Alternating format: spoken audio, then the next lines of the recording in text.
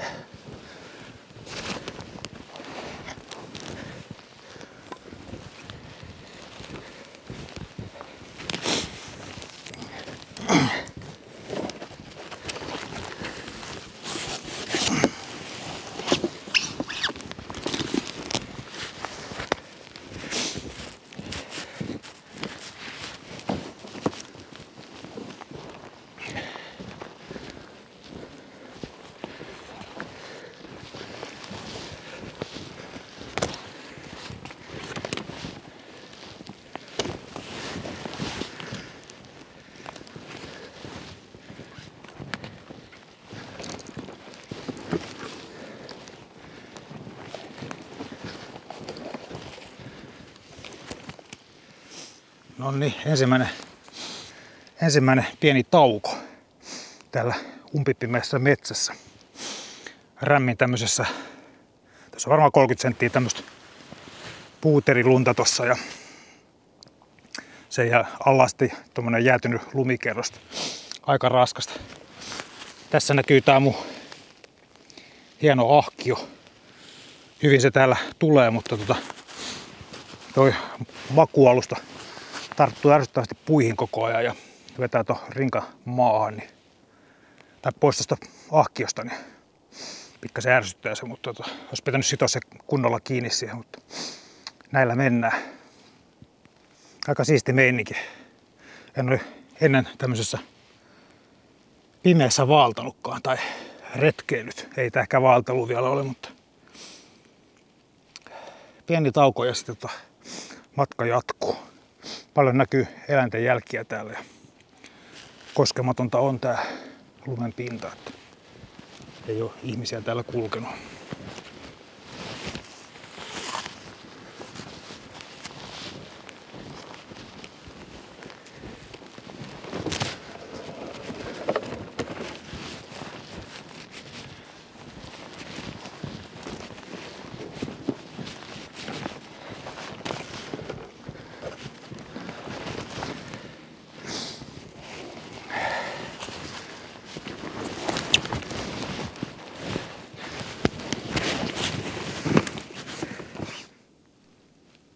Siinä näkyy jonkun otuksen jalanjäljet. Menee tonne synkkään metsään. Ja minä menen kanssa perään kohta.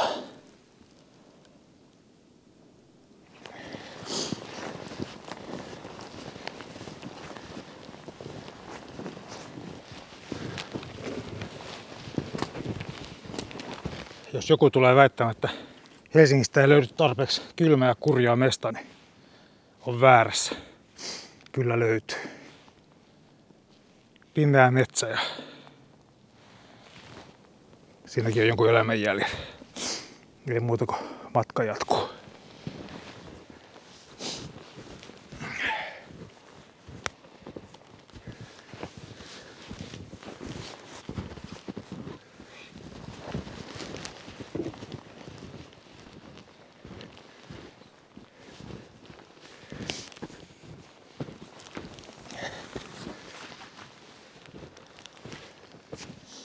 Nyt me ollaan Helsingin keskikohdassa. Tämä on Helsingin maantieteellinen keskikohta. Täällä on paljon villieläimiä ja ympärillä satoja tuhansia vaarallisimpia eläimiä, mitä tältä planeetalta löytyy, eli ihmisiä. Jos joku on joskus miettinyt, että onko Helsinki ja Suomi takapajulla, niin tältä näyttää. Helsingin maantieteellisessä keskikohdassa. Se on itse asiassa tuossa vieressä pellolla, mutta koska mä tykkään synkkyydestä ja kylmästä, niin olen yksin tällä metsän keskellä. Mulla on tuossa tuoli, otin semmoisen mukaan, niin on mukavampi tuossa kotateltassa sitten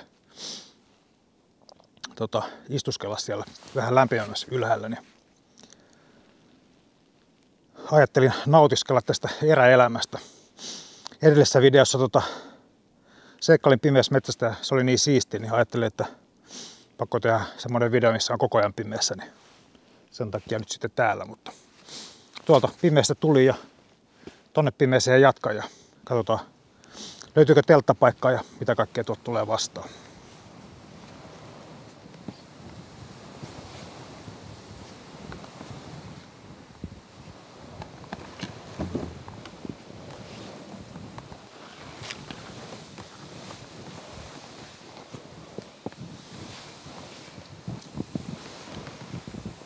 Siellä näkyy Helsingin kaupunki.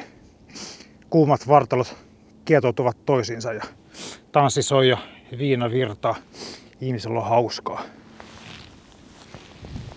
Toisella puolella on pimeä, kylmä ja synkkä metsä, mikä tarjoaa vain kurjuutta. Kumman valitsen?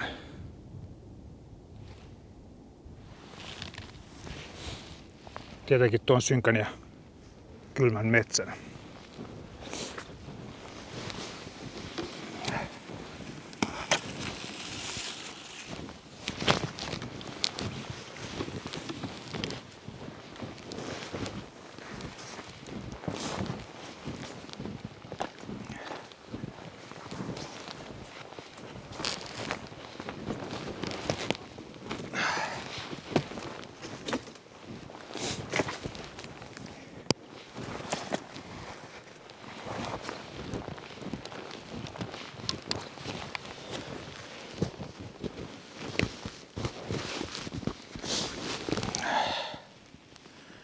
Täällä menee joku hiirulaisen jäljet. Tuolta se on tullut ja jonnekin tonne se on mennyt. Ei näe kyllä yhtään mitään, mitä tässä kuvaa, mutta melkein tuli tämmönen luontokohtaaminen tässä, mutta pääsi karkuun tuohon. Nyt pääsin siihen paikalle, mihin meinasin laittaa teltan. Tää on täällä pimeässä metsän keskellä. Täällä on vähän vähemmän lunta tässä kohtaa, niin ei tarvitse lapioida niin paljon. Katsotaan tuosta vielä, mikä on tämän hetken lämpötila. -12,5 astetta. Että joo. Mukava bikinikeli täällä. Mutta en tiedä, pystynkö kuvaamaan teltan pystytystä. Täällä on niin pimeää, että mä en tiedä, riittääkö nämä mun vehkeiden valo siihen, mutta jos se ei riitä, niin sitten teltassa nähdään kohta.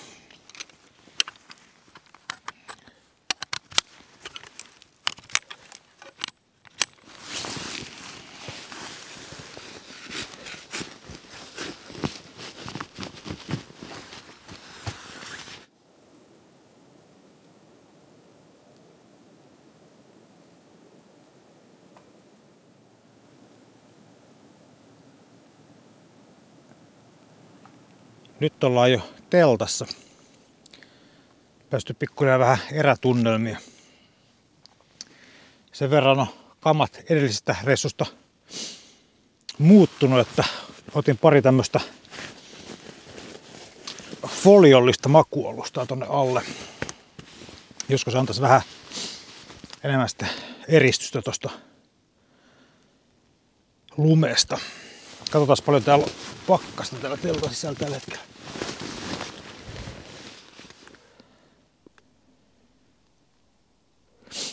14 astetta pakkasta. Se on ihan hyvä. Pistetään tuosta tuo kamina puhaliin ja katsotaan sitten vähän minkälaisia lämpötiloja tää sitten antaa. Mutta taas on se vaihe, kun pitää saada kamina kasaan. Tätä mä oon näissä videoissa kasaillut ja kasataan nyttenkin sitten.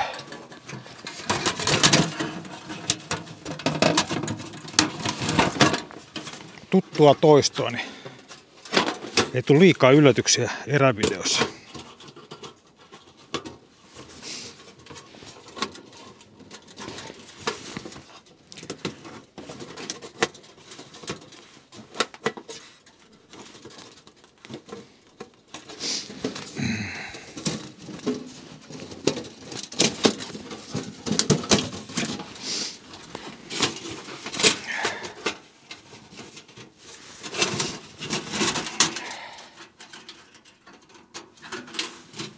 Siinä se on ja sitten vielä kansi ja piippu. Niitä oli tää ritilä tänne alle vielä.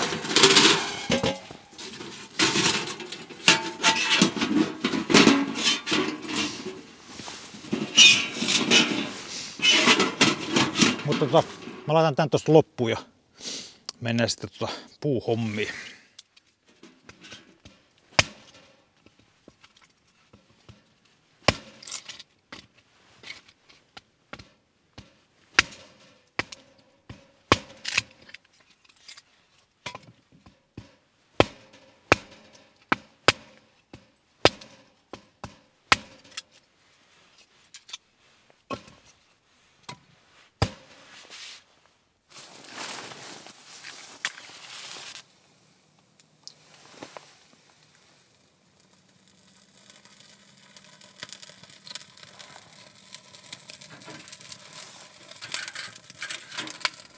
Nyt on saanut jo pikkuhiljaa lämpöä, pystyy ottaa jo takkiinkin pois.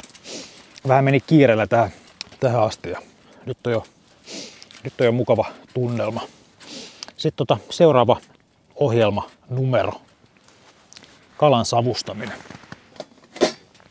Ostin tuolta Black Friday-tarjouksesta tämmöisen pienen savustuspönti. Olisiko ollut Fladen merkkinen. Mulla on siellä pieni lohenpalanen ja ajattelin tämän nyt sitten yrittää savustaa tuossa kaminan päällä. En ole tämmöistä tehnyt aikaisemmin, niin en tiedä mitä tästä tulee, mutta toivotaan, että tulee sopivat lämmöt tuosta kaminasta. Laitoin tänne folio sen takia, että rasvat tippu sinne folioon. Tässä on kyllä rasvapeltikin, mutta ajattelin, että jos selvisi pikkasen vähemmällä sotkulla. Niin.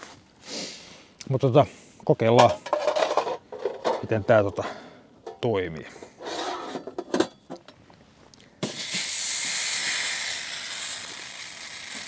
Sitten odotellaan.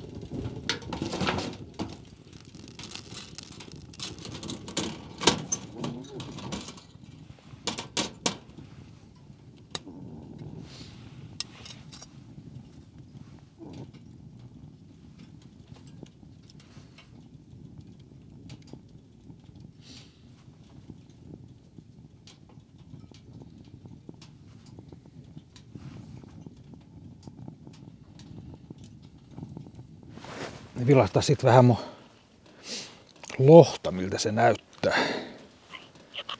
Näin ei kai saisi tehdä, mutta kyllä se siellä kypsyy pikkuhiljaa. Odotetaan vielä hetki, niin päästään syömään.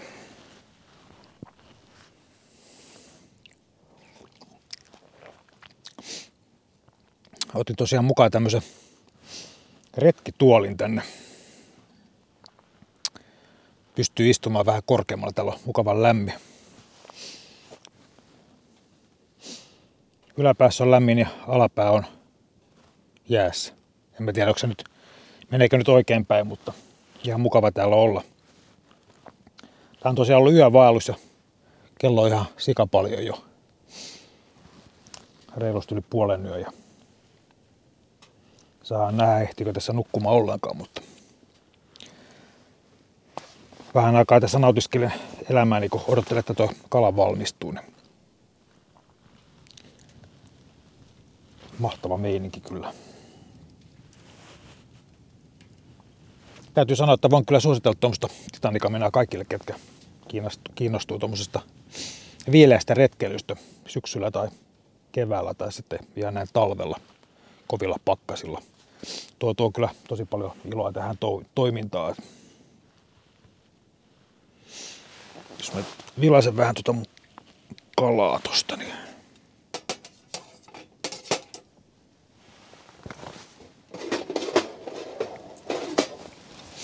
hyvät höyryt tulee. Sehän näyttää ihan valmiilta. Pitäisikö meidän tyytyä tähän? Vaan vetää sitä vielä pikkasen varman päälle. Joo, kyllä mä luulen, että meikäläinen rupeaa syömään nyt. Mä taidan laskeutua tältä mun valtaistumelta ja kansan parin ja rupean syömään.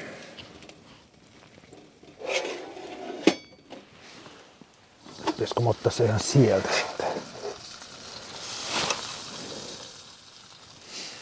Mulla on tässä klassinen tunturiateria menossa. Leivät, mitkä on jäätynyt yhteen. Nää olisi voinutkin itse sulattaa, mutta jalokalaa ruisleivällä.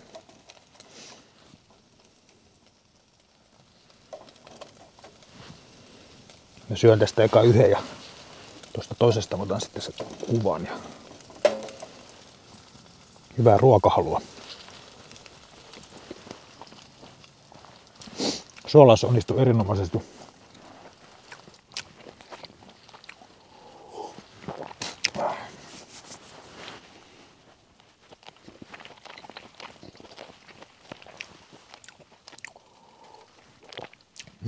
Kyllä. Meinasin tähän sanoa, että tämä hetki olisi mukava jakaa jonkun kanssa, mutta jaankin tämän itse asiassa teidän kanssanne. Mikäpä sen parempaa.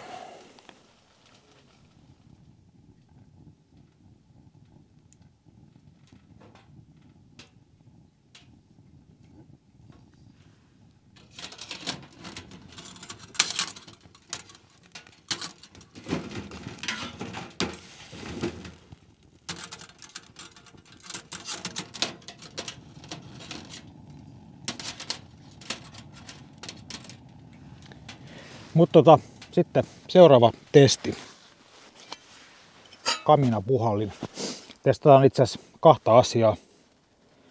Auttaako tämmönen kaminapuhallin ollenkaan tässä lämmön kanssa, ja sitten toinen, mitä on kysytty, että kuinka kauan tuossa riittää hönkä, kun laittaa puita sinne, niin isketään sinne pari puuta ja sitten laitetaan kello juoksemaan ja katsotaan kuinka kauan siinä riittää lämpöä noissa parissa puussa.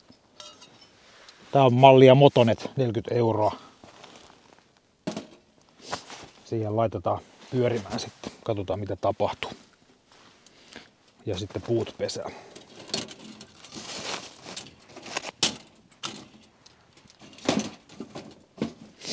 Eli tässä ei haeta nyt mitään maksimaalista lämpöä tai mitään muuta, mutta tämmönen kevyt testi. Kauan tämmöstä pari puuta palaa tämmöisessä kaminassa. Siellä on nyt hiilos tällä hetkellä. Sitten odotellaan, että jotain tapahtuu. Ai niin, kello juoksemaan vielä. Kaminapuoli lähti jo päälle näköjään.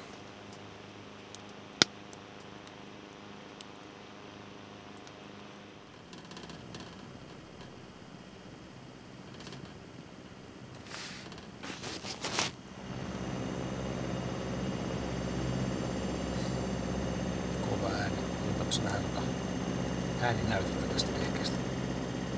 Sitten vähän testituloksia tästä mun mittailusta. 2 puutani, pikkasen vajaa tunti menivät hiilokselle. Eli siihen lähtötilanteeseen. Eli voisin sanoa suunnilleen, että tuolla vedolla, minkä mä tohon laitoin tuohon kaminaan, niin noin 50 minuuttia oli se puiden palamisaika. Mutta putki oli aika pieni, eli jos enemmän puita laittaisin, sitten tietysti paloaika olisi pidempi. Mutta entäs sitten toi kaminapuhallin? Se pitää tuossa nyt aikamoista ääntä. Laitoin tuon Vaisalan mittarin tonne kaminapuhaltimesta pois, eli tuohon nurkkaan. Se näytti noin 4 astetta lämpötilaksi. Sitten laitoin sen tohon noin, niin pari astetta tuli enemmän lämpöä siihen. Eli ei mitenkään älyttömästi. Tässä kun mä oon tässä kaminan edessä ja se puhaltamo tähän, niin tuntee selvästi, että tulee ilmavirtaa, mutta se ei mitenkään super lämmintä ole. Että voisin sanoa, että en ole varma, onko vaivan arvoinen.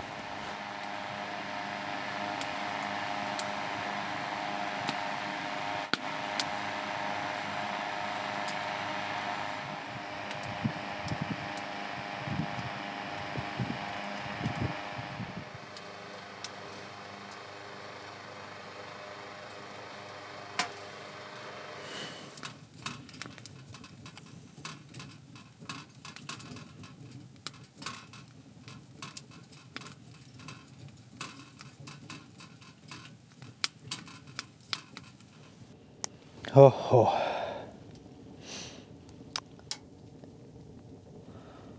Perinteinen liekkiintojutus. Pätkä. Toi on uponnut tonne hankeen toi kamiina. Aika kuuma se on kyllä.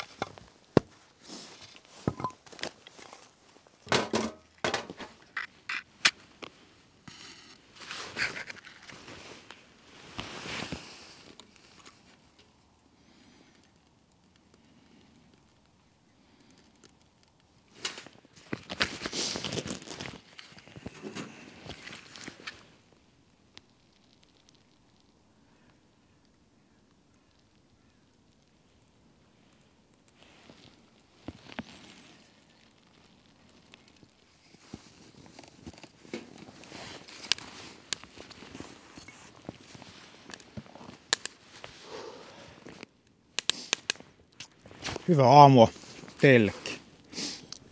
Tässä vielä yksi demonstraatio tuosta titaanikaminasta, mitä en ole vielä näyttänyt, mutta mistä on puhunut. Sitä pystyy käyttämään tuommoisena nuotiopohjana. Ottaa sitä kannevekka ja sitten ton ritilän, mikä tuossa on arinana, niin laittaa tuohon päälle, niin pystyy keittelemään vettä. Sulatan tällä hetkellä lunta siinä ja ajattelin tehdä aamukahvit. Se on siitä nerokasta, että ei jätä mitään jälkeä maahan, jota voi kesälläkin käyttää nuotiopohjana. Mutta aamu on ja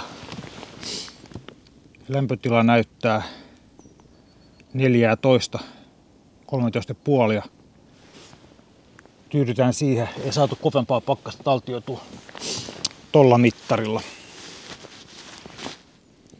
Mutta mikä ihmeen reissu tää tämmönen nyt sitten oli? Mikä oli tämän opetus? Tämän jutun opetus oli se, että läheltäkin löytyy erittäin hienoja eräkokemuksia.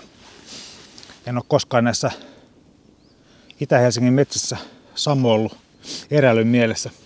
Toki kun olen asunut täällä koko ikäni, niin olen näissä leikkinyt lapsena näissä metsissä, mutta en ole eräillyt. Tämä oli kyllä erittäin hieno kokemus. Aina ei tarvitse lähteä Lappiin asti retkeilemään, että saa hyviä elämyksiä. Eli kannattaa teidänkin lähteä lähimetsiä tutkimaan. Tämä ei eräilyn mielessä juurikaan eroa, jos tämän saman olisi tehnyt jossakin Vätsärissä tai oikeassa erämaassa, niin itse asiassa vaatimustaso on aika lailla sama. Toki siellä erämaassa eksymisen vaara on paljon suurempi kuin täällä. Pakkanen olisi sama ja lumi olisi samanlaista ja varusteet pitäisi olla samanlaisia, jos selviäisi. Ainoa ero on siinä, että täältä pääsee pikkasen nopeammin pois. Että leirin purkamiseen menee varmaan puolesta tunnista tuntia ja sitten olisikin jo Tebolilla syömässä suklaata. Että sieltä oikeastaan erämaasta pitää kävellä samaa reittiä takaisin, kun meni, jos päiväreissun tekee. Sitten tuosta kaminapuhaltimesta pari sanaa. Semmoista testasi.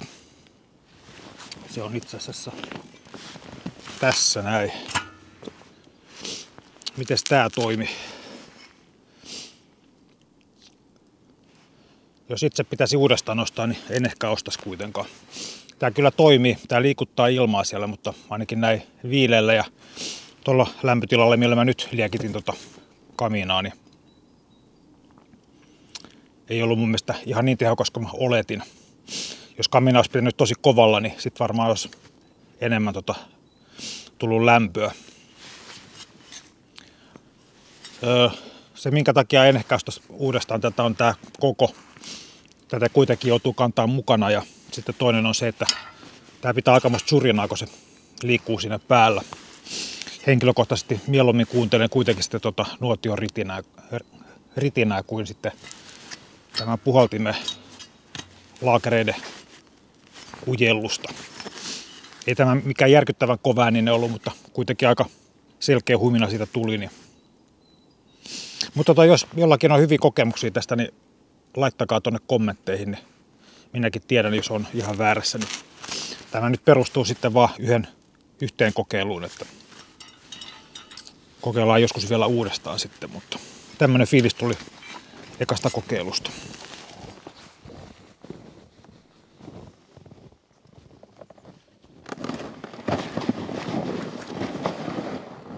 Aika siistiä, että jossain on olemassa jonkun maan pääkaupunki, missä on tämmöistä luontoa.